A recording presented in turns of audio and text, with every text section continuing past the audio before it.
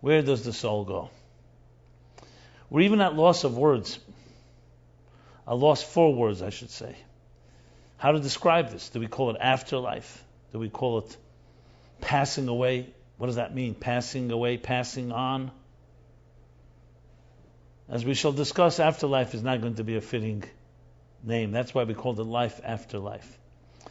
Above all, I think any honest person has to approach this with humility. The humility that we know very little about life and death, and as demonstrated in such a powerful fashion when we have to talk about it. What happened before we were born, before we were conceived, and what will happen after our souls separate from our bodies. So whether you are a believer or non-believer, we all know there is a difference between life and death.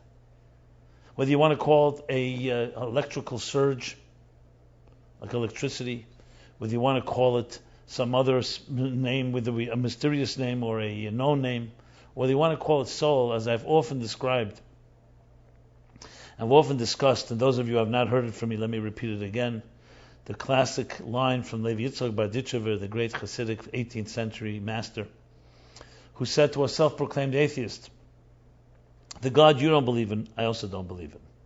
The same is with soul. The soul you don't believe in, I also may not believe in. So the words are not important here. It's not semantics, it's not linguistics. It's whatever it is that we try to understand and feel that distinguishes between a corpse and a live body. I'll never forget the moment. It was 5:17 p.m. on Sunday in 2005 when my father, who was not well, that moment passed away, or whatever word you want to use. There he was, that vibrant, dynamic force that I grew up with, knew so well. Same body, I touched it, but now the life force was not there. You want to call it life force, so be it. But it's definitely something mysterious. It's more than just electricity. It's the personality. It's the psyche. All those layers of consciousness and subconscious and unconscious and superconsciousness that we know so little of. It would be like someone saying, dry the ocean and you'll have more land. No, it's more mysterious than that. The ocean isn't just land with water over it. It's a world of its own, a subterranean world that very few of us truly understand. We have in the recent century or two began to explore and discover the mysteries beneath the seabed, beneath the sea cover, I should say, going all the way down to the sea. But what do we really know? And that's physical. Take the mind, take the emotions of a person, take the entire sum total of their lives. How do you describe that? Where did all that go?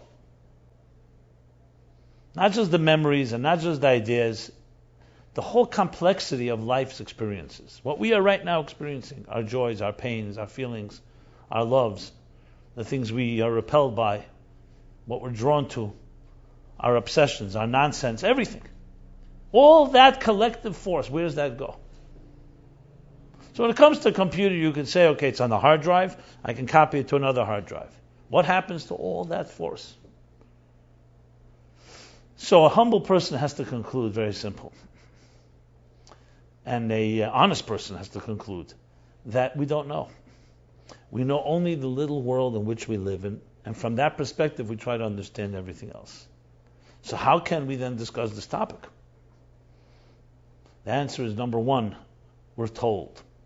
We were told by forces that come from those dimensions where the soul travels, what it's like. Number two, human experience and human intelligence can lead us to places that are beyond the empirical. This is true even in quantum mechanics. There are conclusions that scientists have come to, physicists have come to, that we've never seen subatomic particles, yet we must conclude certain things based on other observations we extrapolate. The same can be said about human observation of life and what happens after life.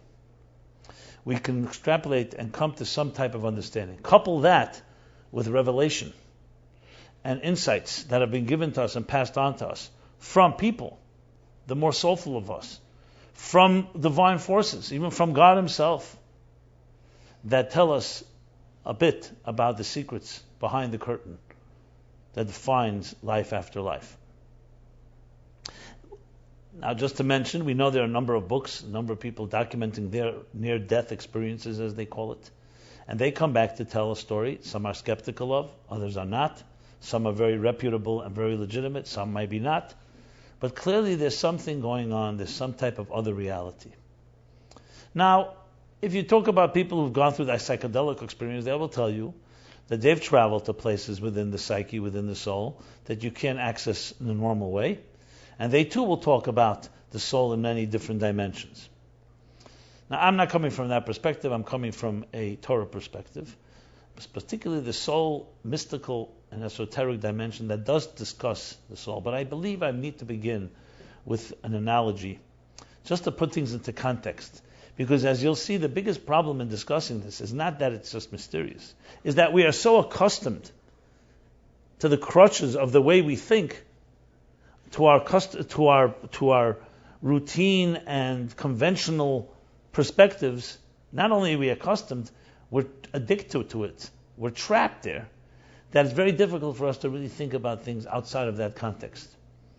So over the years, I've been asked as a rabbi, though I don't like to be called rabbi, but people think I am, though I have the formal credentials, but now is not the time to go into it. So I did go through that system and did gain the knowledge. So people come and ask the famous question, as I mentioned, where did the soul of my mother go to? Where did the soul of my father go to, of my grandfather? Are they safe? Are they at peace? Are they in pain? Are they comfortable? Can I connect with them? And we all grope for words, we grope for answers, we try to console, we try to share something and so on. One day, I don't remember why and how it came about, but I had an epiphany. And I realized that the question itself is based on a false premise.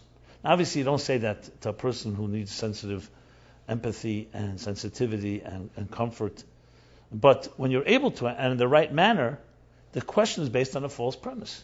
The premise is this, and this just goes to show you how many other questions we ask that are based on false premises that force us to challenge our own axioms and preconceived notions. And what is the premise? The premise is, I am here. I exist. I know what space I'm in. I know what time I'm in. I know what country, city, state, city, street, exactly where I am. I have an address. GPS can find me. I can find other locations. So I know I'm here. The question I have is, where does the soul go to? As if the premise is correct that you are where it's at, and your only question is where the soul goes to. Maybe your premise is wrong. Maybe our premise is wrong. The fact that you experience what you experience right now does not necessarily mean this is it. You could say this is what I know of life. This is my perspective. But it may not be it at all. So I came up with this somewhat ridiculous, you can even say, analogy, but it works. So imagine just for a moment a imaginary dialogue between a refrigerator and electricity. And the refrigerator says to the electricity, tell me, my friend, where do you go to once they pull the plug? Electricity, of course, is generated into the refrigerator through a plug. We pull the plug, the refrigerator is wondering and asking electricity, where do you go to? What's the electricity's response? Incredulous response. Chutzpah. What nerve and chutzpah do you have to ask me such a question? You're a little box called a refrigerator that they just invented 100 years ago, 200 years ago. Human beings have learned how to generate my electricity and contain it in this box and have the right circuits and the right engineering and the right manufacturing that creates the ability to take this electricity and turn it into an object called a refrigerator that can refrigerate food. And you're asking me where I was, where I go to. I was here long before you even were created, before we were invented. I go back to my natural place, not confined in your box, not confined in your space and time as you know it. And you're asking me now where I go. Anyone hears this analogy smiles and says, of course. Of course, the whole question is based on the refrigerator thinking. It's the center of the universe. Electricity is not contained by space and time as a refrigerator understands it. You can't say electricity resides in this box, in that box, in this light bulb, in this cell phone, in this computer. You can say electricity is generated and energizes that appliance, that item, that object. But where electricity goes, electricity has its own space and time. Not to say there's no space and time, but it's a different type of space and time. It's not linear. So the analogy is just simply meant to point out how little we know, but more importantly, how our tools are limited. I always love that an analogy from Sir Arthur Eddington. When asked about the conclusions that the quantum scientists were discovering in the mid-20th century, early mid-20th century, and some of them were bizarre. They call them bizarre. Spooky words like that. Counterintuitive. Insanity even. Einstein refused to accept conclusions of quantum mechanics. And scientists refused to accept it, but it was proven time and again. How do you come to bizarre conclusions about states of probability and indeterminate states and all the things, Schrodinger's cat, if you know that analogy, all ridiculous type of conclusions about things you've never seen. No one has seen an atom. No one has seen subatomic particles. And he gave the analogy of a fisherman who spread his net across the seas and began gathering the fish that he caught and began documenting each one of these fish, the color, the shape, the size, the species. After he finished his examination and his documentation of it all, came to a conclusion. And he was about to announce it to the world. Brilliant conclusion. There are no fish in the sea that is shorter than a half-inch long. His little daughter, hearing that her father's about to announce this big announcement, like the story with the emperor with no clothes, says to her father, "Let me see the net." He shows her the net which she used to capture the fish, and the spaces between the ropes, between the net, were all half-inch wide and long. So what do you think happened? All the fish that are smaller than a half-inch fell back into the sea. So was this scientist right or wrong? He's right if he added one caveat, that when you use a net with half-inch spaces, you'll never catch fish that are shorter than a half-inch long or wide. But do you need a scientist for that? So we can sometimes come to conclusions, but then we discover that our instruments were faulty. Our instruments were limited. Someone will say, "I don't see love."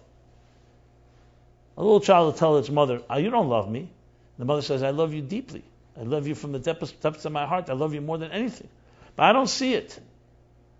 I see a candy. I see a toy. I see a physical gesture." The answer is, eyes are too limited to see love. Just like the other instruments we have are too limited to appreciate ideas. An idea cannot be seen. It cannot be contained in a refrigerator exactly. So it's all about instruments and tools. So then you'll say, okay, fine. So all we have are empirical tools. No, that's not correct.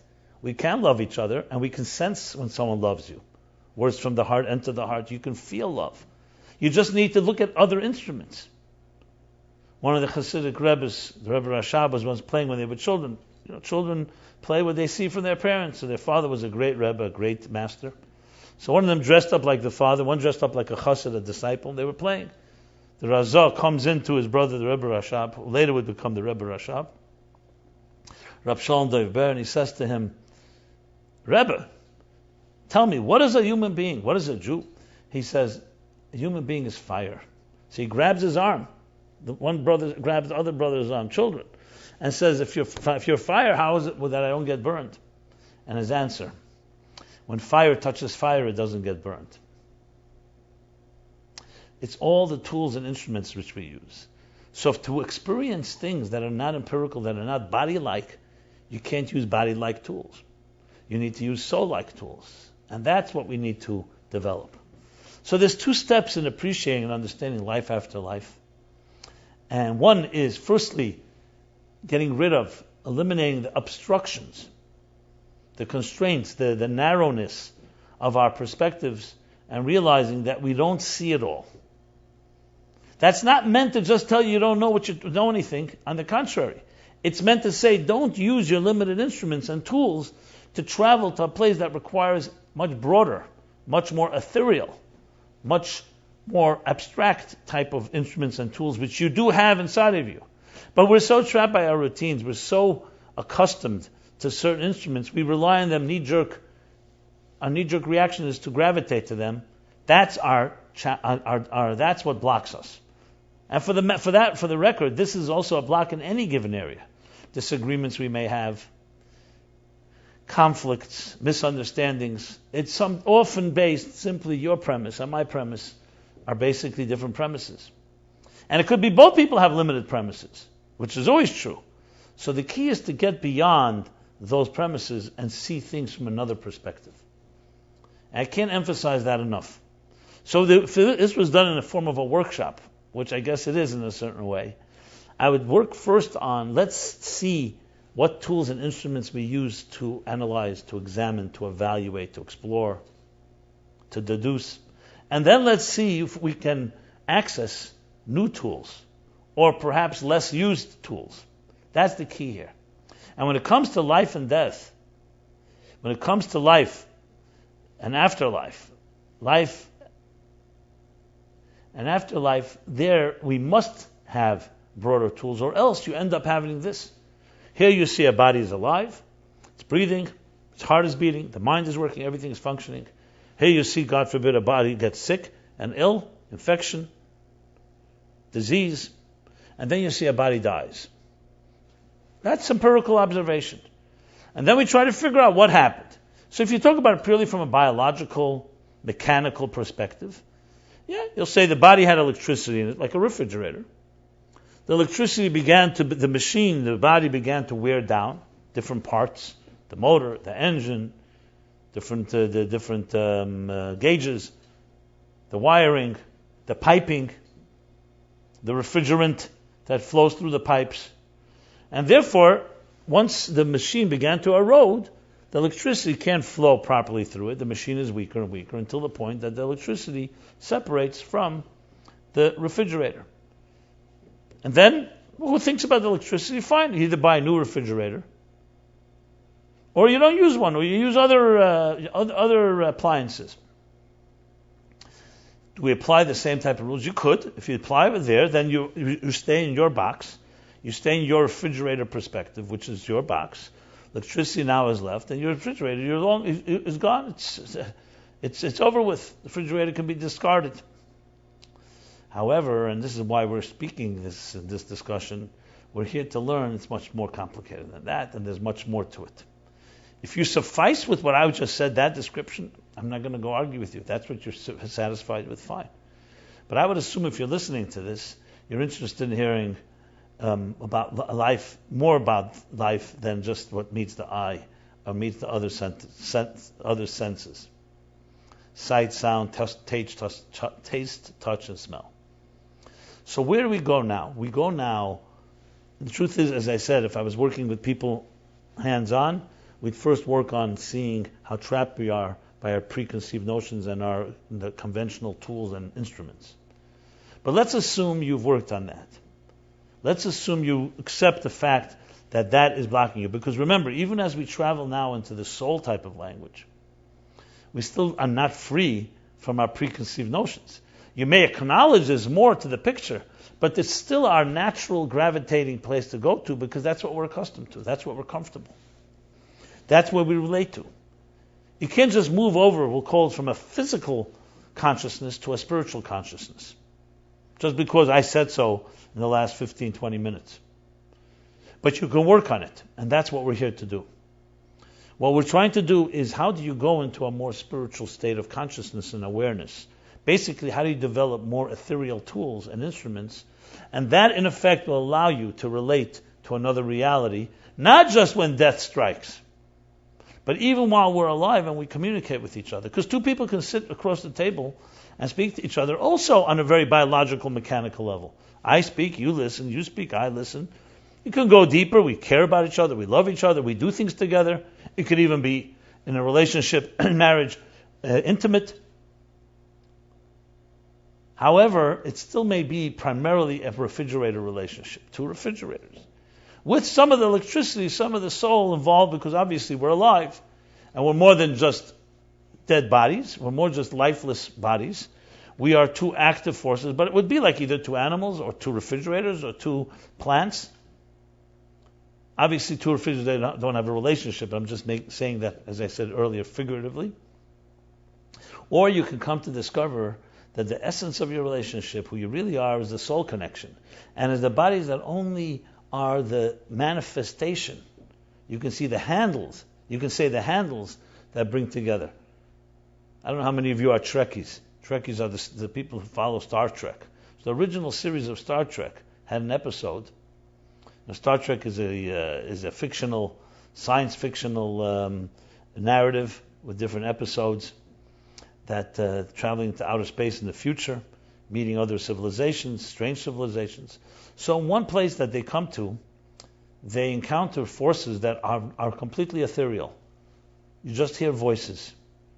They don't manifest in bodies. And they're an evolved race, and they've come to a point where they live in the world of spirit, not in the world of matter. But the main two people that lead that community were married at some time. But since they had died, they continued to live on in spirits, but as physical bodies they did not. So they asked two crew members of the Star Trek community who was visiting them if they would allow their bodies to be used as mediums for these two spirits to communicate with each other. Now this is science fiction. I'm not suggesting this happens in real life. But it's an interesting study in understanding how souls function. And that's what happens.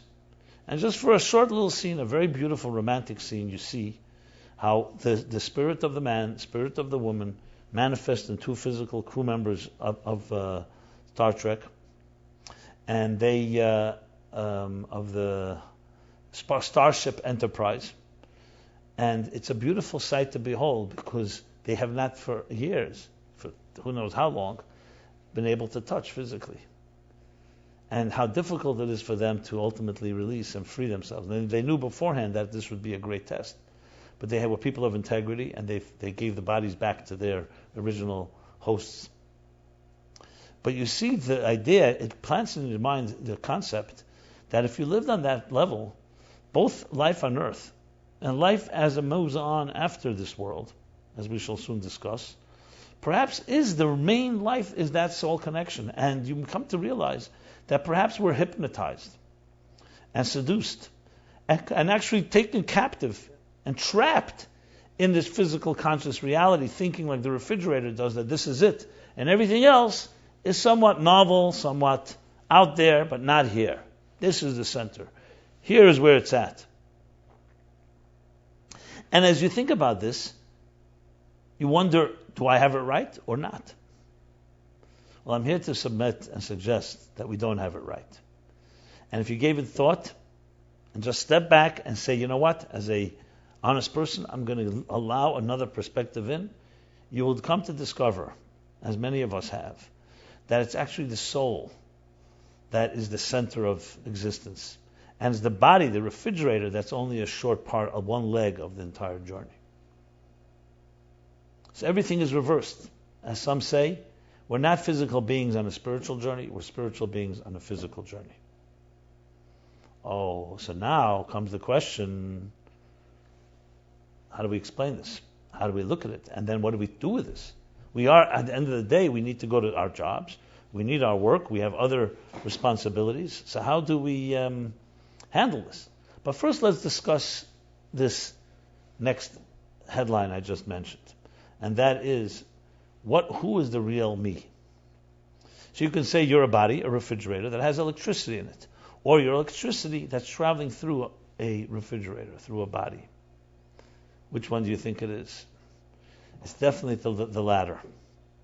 I'm not here to go make a case for it. If you want to insist and say, as I said earlier, that you're satisfied with a refrigerator life and hopefully that there's some electricity within you, this is not the place to get into such a debate. But I am going with the premise that it's the soul that is an ongoing journey, and it travels through maybe more than one refrigerator, which of course touches the topic of reincarnation, which I'm not going to get into. There's a series that you can find online that discusses reincarnation, as well as another talk I gave once called "Does Life Ever End?" These are just references of related readings or related classes related to this topic. But basically it means that the soul is really on this journey. Therefore, we can't call it afterlife. Afterlife suggests the false premise I mentioned before. This is life, and there's something afterwards. Perhaps that's not the case. Not just perhaps, it isn't the case. The soul is on a journey. The soul does not die because the soul wasn't born. The soul attaches itself to a body upon conception, detaches upon death, what we call physical, biological death, and the soul continues its journey just like electricity continues its journey, unfettered and undefined by the body. But of course we need to say this so that the bodily experience that we have in our bodies doesn't matter. Absolutely matters. It impacts the soul and remains with the soul in its memory. So when the soul leaves the body, or call it the life force, whatever name you want to give it, it leaves with experiences it had. It doesn't leave with a physical body, obviously, remains below, but the soul continues its journey affected by everything that happened in its life, the positive and the negative, and continues that journey. So in that sense, it's a fascinating way to look at ourselves. We are not defined by when we were born and when we die. That's a critical component. That's up to us to choose correctly to live a virtuous life. However, our true definition, our true identity is a soul that is not bound by a body. So to appreciate this, you have to actually think in more soulful terms. That's why I use the analogy of electricity or the quantum mechanics. You have to think in terms of soulful terms. You can have a conversation with somebody about superficial matters. You go into a grocery store, into a mall. I need a loaf of bread. I need a cell phone, a smartphone. I need a screen. I need this, I need that. The negotiation, the interaction, the transaction is done between two people. Superficial, you move on. You may never see that person again, they may never see you. Okay. Then you have a conversation with somebody that's a little more, well, another superficial example, weather. A conversation about the weather, conversation about something that is fleeting, that comes and goes. But then you meet somebody, and we have conversations about things that are a little more significant. About your life, about your pain, about your joy, about the things you're interested in. And you share. What is the difference between this conversation and this conversation? So you could just dismiss it and say, this happened to be superficial, this was not so superficial. No. This conversation just touched upon two refrigerators communicating something in common interest. The other one is the electricity speaking to each other. So you'll say, 1 second, my conversation about the weather, or sports, or purchasing, a corpse can't speak to another corpse. Yes, you can speak to another corpse, but you could be speaking on a corpse-like level, meaning minimal amount of life force and soul is invested in it. So think of it this way. Yes, you're alive. But what did you invest in your conversation? A very minimal amount. Think of it like you have, let's say, 1,000,000 watts of electricity and you used 1 watt. This is what's called the biological or the nefesh connection between two people. I'm not saying it's insignificant altogether. It's there, but it's using the lowest amount of power possible from the soul. Then comes ruach. I should mention nefesh, ruach, neshama, chaya, yechida. We're going through 5 dimensions of the soul. I assume since I've talked about this many times, I don't want to make any assumptions. 5 dimensions actually means levels of soul that you can access. The first 3 will be the conscious dimensions. The other 2 are supra-conscious. Supra-conscious. Some would call it unconscious. Supra-conscious meaning they're not quite tangible, but they're there beneath the surface. And as we'll discuss, the 3 first dimensions manifest in the body, and the other 2 hover outside of the body. So they all, upon conception and birth, as we enter this machine, our box, our refrigerator, they all connect, but they connect on different levels. I'm going through now human experiences that use and utilize different dimensions of this soul. So I mentioned the biological. That's the basic, most superficial interaction. The next level, ruach, would be an emotional interaction. You have no emotions when you're going to buy bread or another product or service. I mean, you may get upset about something. I'm not talking about that. I'm talking about the basic interaction is, here's money, give me what I need, I'm off. An emotional relationship is one that has some affection in it. May have emotional the other way around. So when you don't have affection towards something that repels you. But the emotions are now, you're using more than the 1 watt, you may be using 20 watts. The number is random, I'm just using it as an example. You've hired the flame of the soul's interaction. The next level is neshama, which is using your intellectual, the mind, two people of the meeting of the minds, an idea shared, a teacher and a student, two friends, two people who love each other, but it's now moved not just into the emotional interaction, but an intellectual one. You may wonder why is intellectual higher than emotional?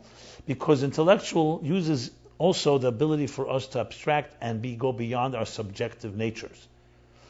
So ruach is a deeper connection than nefesh, because now you're dealing with an emotional interaction, but it still has the subjectivity that comes with emotions. Intellectualism, the intellectual life of a person, adds a measure of objectivity where your consciousness, you're able to actually see beyond your own interests, which only enhances the love. It's actually the intellectual part of the dimension of the soul that can make a love deeper, because you're not trapped by just your impulses. So now you have a deeper 20 watts, you've gone to 100 watts, maybe more. And of course, I'm just speaking in general terms, in the biological, in the nefesh, in the emotional, ruach, and in the intellectual, neshama, there are many, many levels in each one. I'm just giving you the general structure. These are the conscious soul forces, what we call koiches hanefesh, the soul's faculties as they interact with us. Now we are most comfortable with, going back again, is to the physical experience of it. Let's take the vision of the person. Your eye sees. You're looking at me right now. Or you look out the window, or you look somewhere, you see something. So you relate to the physical see. I see a tree, I see a bird, I see a human being. I see Meaningful Life's Wednesday night class, Rabbi Jacobson. So you see with your eye, but your eye is more than just a physical sight. A corpse also has eyes and it doesn't see. And naim lehem v'lo yiru. You could have eyes and don't see. The eye needs a power of vision. And it needs an optic nerve. And it needs a healthy eye. And needs the message to go to your brain. And that processes the vision. The same thing with ears, the same thing with other senses. So even on the sensory level, we also need to know there's some force behind it, some electricity, some life force. The soul's power within it. So it's really, in the language of Kabbalists and Hasidic language, ur and keli. An energy and a container. The container is the eye, the physical eye. The physical nose, the mouth, the physical ears. The ur is the energy within it. The power, the force, the life force. And I described them. The life force you can speak on a biological level. It's just the power to give vision. So you just look at something superficially. You could look at someone, with love, affection. Then the eyes are conveying more than just a physical sight, an emotional one. You can use the eyes also when you look at your teacher. You see your teacher's face teaching. The eye contact, the sparkle in the eye. There's a certain conveying of the face and the facial features of something being taught. So sometimes seeing your teacher will help you actually appreciate and understand the idea. That's just examples. Examples abound everywhere. Any experience you have in life, there's either nefesh, ruach, neshama. You could have all three. You could have 2 out of 3. You could have 1. Now you could argue, of course you could have a nefesh experience without the ruach, without the neshama. You could have just the biological experience of seeing something. You could look at a piece of art in a superficial way, say, okay. You could look at a piece of art with an emotional way and say, wow, my heart is attracted, my emotions are stimulated by this piece of art. You could look at a piece of art and intellectually appreciate it. So you could have all 3, 2 out of 3, 1 out of 3. Can you have only neshama, only the intellectual, and only the emotional without the nefesh? Not in this world. Because in this physical world, we need a physical object, therefore we need a physical eye. Like I said before, the hand touches a hand, there are hands. Fire touches fire, it's fire. However, if you were to free the soul from its body, you could hypothetically have a ruach neshama, an emotional and intellectual experience without having a physical experience. Fascinating, isn't that? That's how souls experience things, but they don't have the final container, the medium, the holders. I said before, looking for the right word. Well, the holders is a good word. Something to grasp, to contain that energy. Now, what about the other two? Chai Yechida. So Chai is the transcendence of a human being. This already is transcendence of the soul, is already not conscious.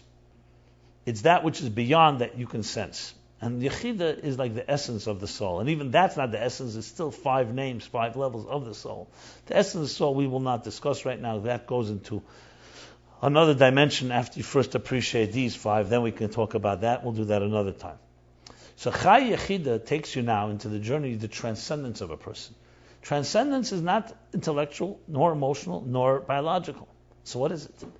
It's a sense of something beyond. A sense of a human being is not satisfied just with the routine, with the humdrum and the monotony of survival.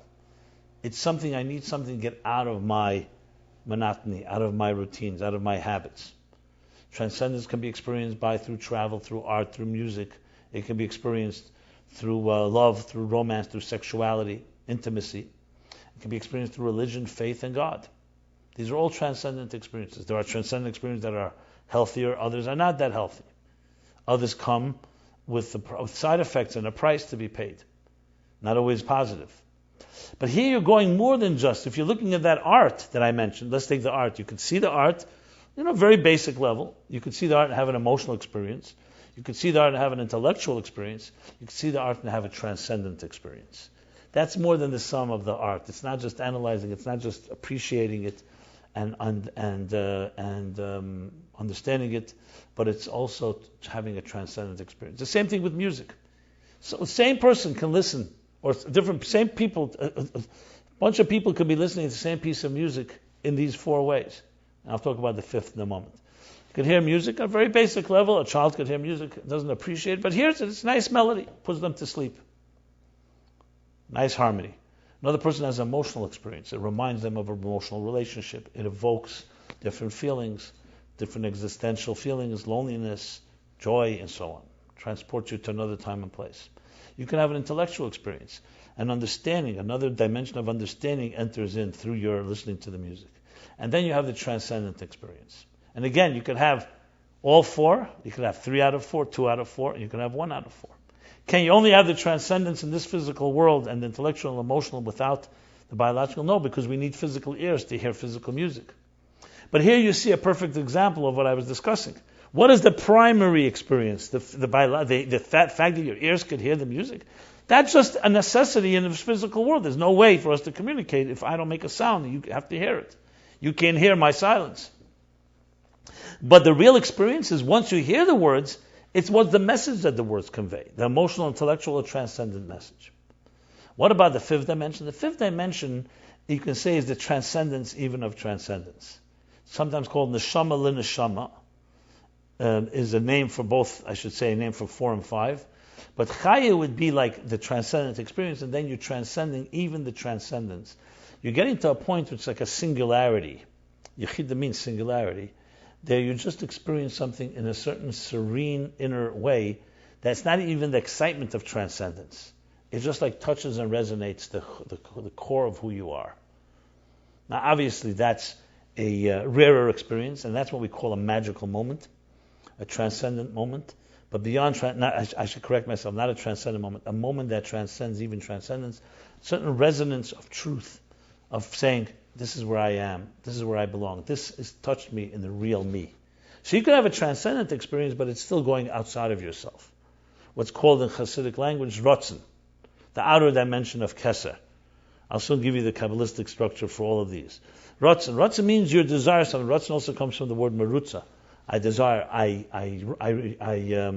pine for something. I yearn for something. I run to it. But it's suggesting you have to go transcend. Transcend from what? Transcend from your refrigerator to transcend outside of the refrigerator. Okay. But then there's a point, what's called tainug.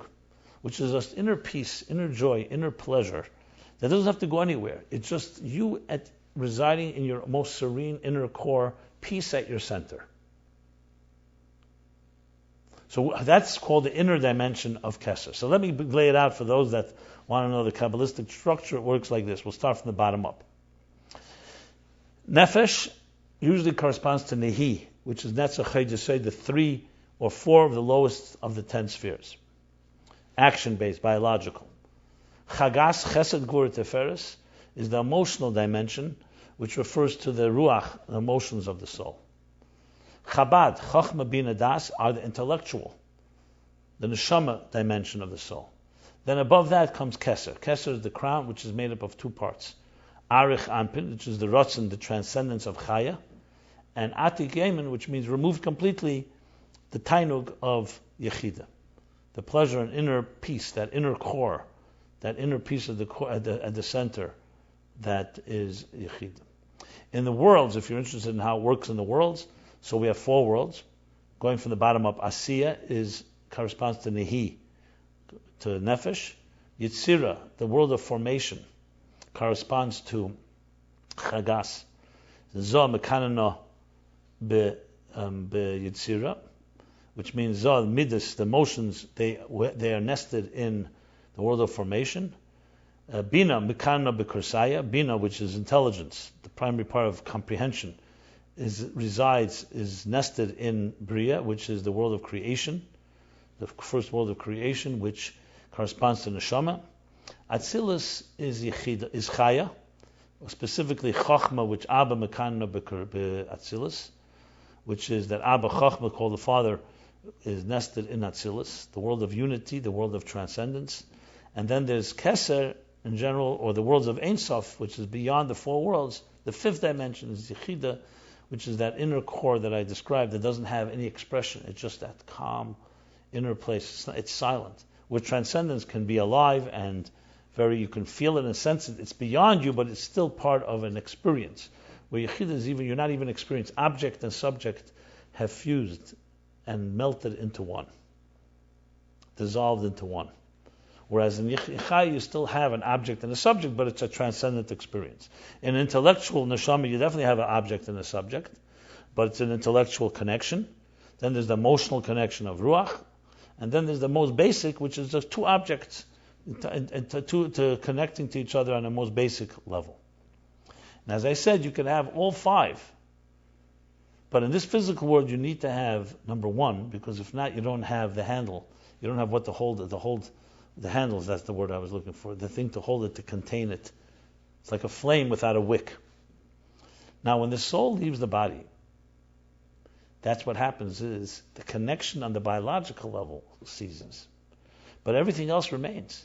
So you no longer have a container. Think of it like the ideas in a book, and the book got burned, God forbid, or torn.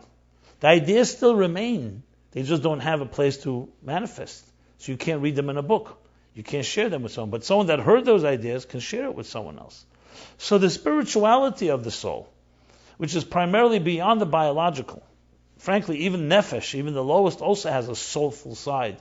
Because at the end of the day, when a person passes away, even the nefesh passes away. But the lowest level is what touches the body. That ceases to be when we encounter physical death. But the other dimensions continue their journey. And they will continue their journey on the emotional, intellectual, transcendent, and core place forever and ever. Because they had that journey before they came and connected to the refrigerator. So that's how you have to see the soul. Now, you could say, well, this is a lot of interesting stuff, but I'm not there. That's exactly correct, because to get there, you need to think soulfully. You're not going to connect with biological tools, with a net of one in space, or with sensory tools and try to understand suprasensory experience, or try to experience suprasensory experience. You need to be able to broaden the instruments, or better put, to gain new instruments, or instruments you have already. You want to feel someone else's heart, their emotions to you, you have to be emotional. You can't come with a battering ram or with a wrench and try to pull someone's emotions out of them. You have emotion speaks to emotion. Kamayim apanim lepanim kein leva adam la'adam. The heart of a person reflected in another heart, like water is reflects a face reflected in water. You're going to try to get someone else's heart reflected in you without using your heart. So you'll have the equivalent of trying to see love with your eyes. It doesn't work that way. So the more we refine, the more we develop and cultivate our ethereal, soulful tools and instruments in connecting with each other right now in this lifetime, the more we can understand, appreciate, and connect with souls beyond this lifetime. Now you'll ask me the question, am I or others that I know able to do that? I can't say I've mastered the art, no, but I've known people who lived a life that is so soulful, for them wasn't a big thing. That's where they reside. They reside in soulful places. Just like right now, you can speak to people and share with them your thoughts, your feelings, your experiences, and there's no one to talk to. If you tell them where you're traveling to, you tell them how many frequent flyer miles, they'll give you tips, what credit card to use, how to fly here, how to fly there, here's a nice place. There's a lot of people that can do that. But if you want an emotional experience, you need someone that can identify with you, someone that you resonate with, someone that you feel gets you. You need to find someone that has that type of capacity to be more soulful. Now, as I said before, there are many, many levels and variations on this issue. So that's who we have to explore and grow, climb the ladder of becoming more and more ethereal. Now, this is not an overnight exercise. If you begin, and I'll talk about some steps how you get there, you slowly refine those tools and you become less callous, less coarse, and more sensitive to this energy that is flowing right here, right now, where we are. It'd be like the equivalent of someone in the middle of a rush hour trying to hear a violin, a virtuoso, playing the most subtle strings. How could you hear it when all the noise is going on? If you have turbulence. And of course, this is a physical example, but the same thing is psychologically. If physical turbulence, if your mind and heart are consumed with hate, with anger, with vengeance, with pettiness, of course you're not going to hear the song of your own soul and the other deeper levels. How can you? You're completely consumed. It's like carrying a weight of a few hundred pounds and trying to pay attention and focus on something. So the first thing we need to do to get to these states and understand life after life and where soul goes to is freeing ourselves from the baggage, the material baggage that traps us. Yes, on the superficial, mechanical, technical level of life called survival. The more you're bogged down there, the more difficult it is to listen to more subtle music. So the first thing you need to do is make an assessment, accountability. Where do you stand? List what you're involved in. Create space. Before we get to that. List what you're involved in and see how much of energy, time, and focus it's taking from you. There's no way that if you're busy and overwhelmed with life as it is, that you're going to suddenly be able to experience something soulful. You could experience it by grace. You could have a moment of respite. You can have a glimpse. But I'm talking about something sustainable and lasting. Once you come to a true and honest assessment, which may surprise you, because many people do not know how much they are consumed with darkness. And I would say darkness consumed with materialistic pressures, desires, expectations, escape. We have a life, and a life is often very, very trapped, more than you may think. This doesn't mean that you feel trapped. But the fact of the matter is what you're consumed with, what you're involved in, is all about things that are dragging you down. Which is why so many people say, I'd love to be able to have a situation where I can escape, go into a forest, into nature, shut off my cell phone. Everybody welcomes those moments. Why? And then you suddenly realize there's another reality, because we're so consumed with what we're involved in that it's very hard for us to be able to really experience a transcendent moment. So what most of us do is we compartmentalize. We compartmentalize, which means most of our lives is in the survival mode, and from time to time, weekends, vacation, holidays, where we designate some time to have some type of deeper experience. But then we go back to where we were. It's only an escape. It's a refrigerator having a taste a little of electricity. If you want to grow and become who you really are and access the true potential, realize the true potential you're capable of, you need to do more than that. You need to first analyze and assess where you're at and say, I need to change some things in my life. Now, change doesn't come easy, so I would suggest it step by step. Don't bite off more than you can chew. In the morning, start saying Moda'ani. That one-line prayer that I speak about often, that acknowledges my soul, the renewal of my soul, the renewal of my contract and purpose of my being in this world. Just recognizing that the mystery of sleep awakens us, no pun intended, to the reality when we awake, that there's a soul within our beings that has gotten refreshed, ready for a new day. Acknowledge that force inside of you. Don't change the rest of your day, but at least acknowledge that force. And with words, actually saying, just like you would pay attention to your child, not just say, I love you in my heart, but say, I love you, I embrace you, I hug you. Same with your soul. Hug your soul, embrace your soul, articulate it. A minute, 2 minutes. Then throughout the day, try to find pockets where you think about this. You're really involved in some type of business transaction or some negotiation or some problem at work. Pause, take a break, pause and say, you know what? I'm a soul within a body. I'm not the body. I'm not the refrigerator. I'm the electricity. Give it a moment of time. Say a prayer, read a spiritual thought, a poem, listen to some music. Help someone, give them someone charity. And I mentioned here 3 things if you noticed: action, emotion, and intellectual. Action is helping someone, a charitable act, volunteering. Emotion, ruach, that's nefesh. Emotion, ruach, is prayer, emoting, getting in touch with your feelings about things. And intellectual is neshama, is studying something, reading something. Let it stimulate your mind. But not just a business manual, something that's about a little beyond survival mode. Now, transcendence, if you do these 3 things on an ongoing basis, you'll begin to taste more and more transcendence. Transcendence, you may have to wait for a Shabbat, a weekend, or when you have a little more time that you can really have an experience that's just beyond the regular, on an ongoing basis.